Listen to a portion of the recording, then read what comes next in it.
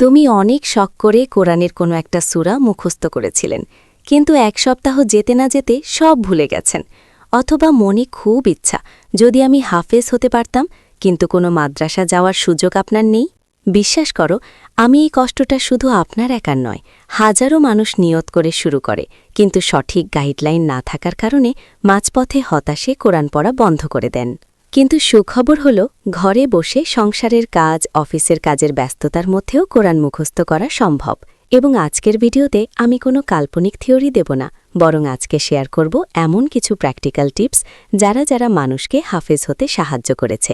যদি আপনি সত্যিই কোরআনের সাথী হতে চান, তাহলে ভিডিওটি বিশেষ করে আপনার জন্য। আসসালামু আলাইকুম ওয়ারাহমাতুল্লাহ।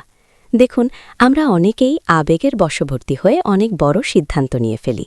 ভাবি, কাল থেকে প্রতিদিন এক পৃষ্ঠা মুখস্থ করব, 2 দিন করে তৃতীয় দিন আর পারি না। তখন শয়তান আমাদের মনে করিয়ে দেয়, তোকে বিয়ে হবে না।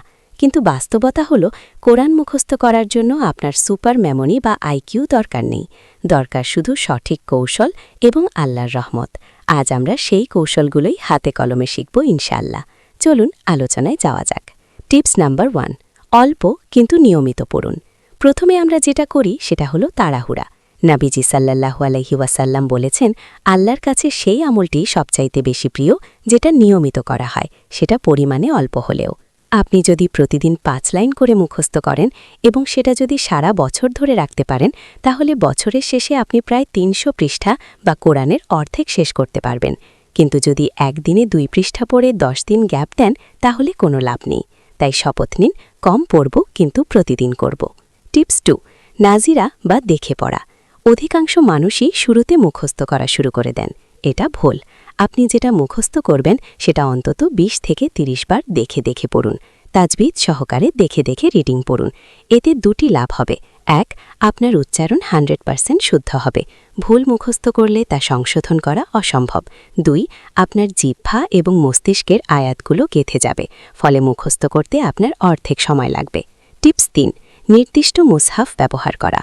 আমাদের ব্রেন ফটোগ্রাফিক বা ছবির মতো মনে রাখে। আপনি যখন মুখস্থ করবেন, তখন শুরু থেকেই একই ফ্রন্ট বা একই ছাপার কোরআন শুরু থেকে শেষ পর্যন্ত ব্যবহার করবেন। মোবাইলের অ্যাপ বারবার পরিবর্তন করবেন না এবং বিভিন্ন ছাপার কোরআন পড়বেন না। একটা নির্দিষ্ট ছাপার কোরআন ব্যবহার করবেন। তাহলে চোখ বন্ধ করলেই আপনার মনে ভেসে উঠবে কোন আয়াতের পরে কোন আয়াতটি ছিল।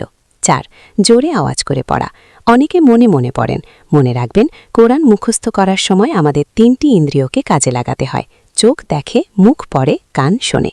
আপনি যখন আওয়াজ করে পড়বেন, তখন আপনার কান শোনে এবং সেটা ব্রেনে দ্রুত সিগন্যাল পাঠাবে। এতে কোরআন মুখস্থ করা দ্রুত হবে। ফিসফিস করে নয়, অন্তত নিজের কান শুনতে পায় এমন আওয়াজ করে পড়ুন। 5, অভিজ্ঞ কারো তেলাওয়াত শোনা। নতুন অংশটি মুখস্থ করার আগে বিখ্যাত কারো তেলাওয়াত শুনুন। বারবার সুর এবং উচ্চারণের জটিলতাগুলো কেটে যাবে। হাঁটার সময় বা কাজের ফাঁকে ফাঁকে এই অংশটি লোপে দিয়ে পড়তে থাকুন। টিপস 6, গোল্ডেন রুল, নতুন এবং পুরানোর অনুপাত। সবচাইতে গুরুত্বপূর্ণ টিপস, হেঁটে পেছনে সব ভুলে গিয়ে সামনে আগানোর নাম হিপসন নয়। আপনার সময় 40 ভাগ দিন পেছনে পড়ার রিভিশনে, আর 20 ভাগ নতুন মুখস্থ। যদি আপনার পেছনের পড়া কাঁচা থাকে, তবে নতুন পড়া বন্ধ রাখবেন। মনে রাখবেন, 1 পাড়ায় মজবুত মুখস্থ থাকা 30 পাড়া কাঁচা মুখস্থ থাকার চেয়ে উত্তম। 7, টিপস 7, নামাজের সময় ব্যবহার। আপনি যেটা মুখস্থ করেছেন সেটা সত্যি হয়েছে কিনা সেটা বোঝার সেরা উপায় হলো নামাজ। নফল নামাজে বা তাহাজ্জুদের সময় আপনার মুখস্থ করা সূরা দিয়ে নামাজ পড়ুন।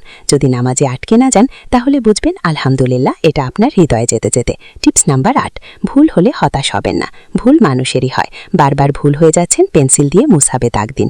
ওই অংশটুকু আলাদা করে 100 বার পড়ুন। হতাশায় ছেড়ে দেবেন না। মনে রাখবেন, আপনি যতবার আটকাবেন এবং পড়ার চেষ্টা করবেন, আল্লাহ আপনাকে দ্বিগুণ সওয়াব দেবেন। টিপস 9, সহজে এবং বাস্তব টার্গেট। শুরুতে বাকারা সূরা মুখস্থ না করে কোরআনের 3য় পারা বা আম্মা পারা দিয়ে শুরু করুন। ছোট সূরাগুলো শেষ হলে আত্মবিশ্বাস পাবেন। এটাই আপনাকে বড় সূরার দিকে নিয়ে যাবে। কৌশল তো জানলাম, কিন্তু আসল কথা কি জানেন? কোরআন মুখস্থ কোনো মেধা যাচাই পরীক্ষা নয়। এটি আল্লাহর পক্ষ থেকে একটি উপহার বা কিম্মি। আল্লাহ যাকে চান তাকেই তার কিতাব সিনায় ধারণ করার তৌফিক দান করেন। তাই পাপ কাজ থেকে দূরে থাকুন। চোখের গুনাহ, কানের গুনাহ স্মৃতিশক্তি কমিয়ে দেয়। আল্লাহর কাছে কান্না করে দোয়া করুন, হে আল্লাহ, আমার বক্ষকে আপনার কিতাবের জন্য প্রশস্ত করে দিন। দোয়াটি নিয়মিত পড়বেন। রাব্বি জিদনি ইলমা, অর্থ হে রব, আমার জ্ঞান বাড়িয়ে দিন। আজ আপনি ভাবছেন আপনার সময় নেই, অথচ মিশরের এক মা রান্না করতে করতে পুরো কোরআন মুখস্থ করেছেন। বাংলাদেশের অনেক কর্মজীবী ভাই জ্যামে বসে বসে কখনো অডিও শুনে কোরআনের হাফেজ হয়েছেন।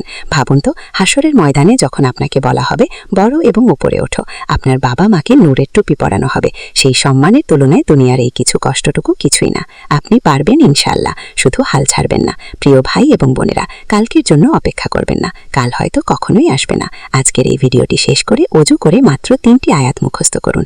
এই ছোট্ট সোনাটাই আপনাকে হয়তো একদিন 30 পারার হাফেজ বানিয়ে দিতে পারে। আল্লাহ তাআলা আমাদের সবাইকে তার কালামের ধারক এবং বাহক হিসেবে কবুল করুন। আমিন।